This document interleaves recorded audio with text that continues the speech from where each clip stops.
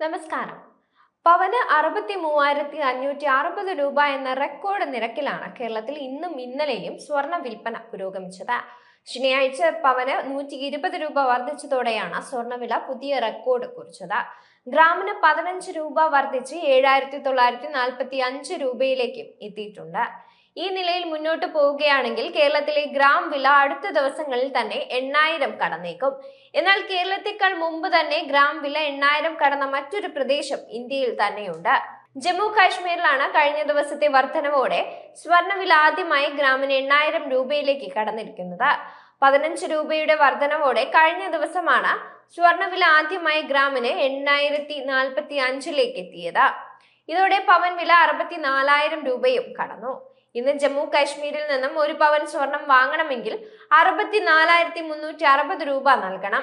24 ക്യാരറ്റിലേക്ക് വരികയാണെങ്കിൽ ഗ്രാം വില 8,447 രൂപയും പവൻ വില 67,576 രൂപയുമാണ്. കേരളത്തിലെയും ജമ്മു കാശ്മീരിലെയും വില താരതമ്യം ചെയ്യുകയാണെങ്കിൽ ചെറിയ രീതിയിലുള്ള വ്യത്യാസവും കാണാൻ സാധിക്കും.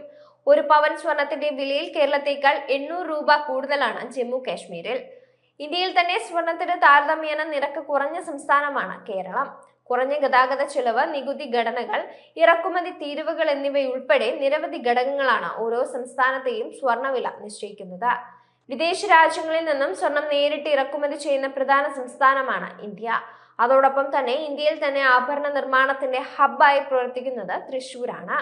ഇവിടെ നിന്നാണ് രാജ്യത്തിന്റെ വിവിധ ഭാഗങ്ങളിലേക്ക് സ്വർണം എത്തിക്കുന്നത്. അതായത് കേരളത്തിൽ നിന്നും സ്വർണം കൊണ്ടുവരാനുള്ള ഗതാഗത ചിലവും മറ്റ് സംസ്ഥാനങ്ങളിലെ ജ്വല്ലറി ഉടമകൾ വാങ്ങുന്നവരിൽ നിന്നും ഈടാക്കുന്നുണ്ട്.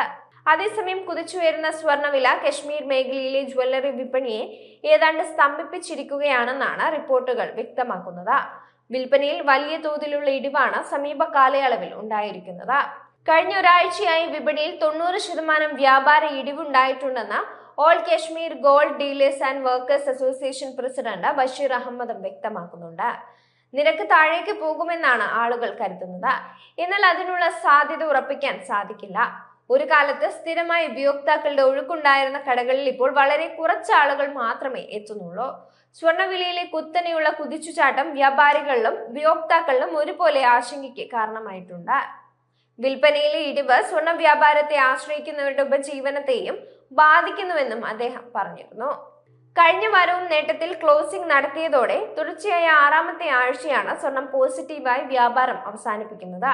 ഇതിനിടെ പലതവണ റെക്കോർഡ് ഉയരങ്ങൾ തകർക്കുകയും ചെയ്തിരുന്നു.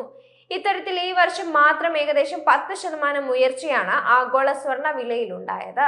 പുതിയ US പ്രസിഡന്റായി ചുമതല ഏറ്റെടുത്ത ഡൊണാൾഡ് ട്രംപിന്റെ നയങ്ങൾ വലിയ വ്യാപാര യുദ്ധത്തിന് കാരണമാകുമെന്ന ഭയമാണ് അടുത്തിടെ സ്വർണ്ണവില കുതിച്ചുയരാൻ കാരണം.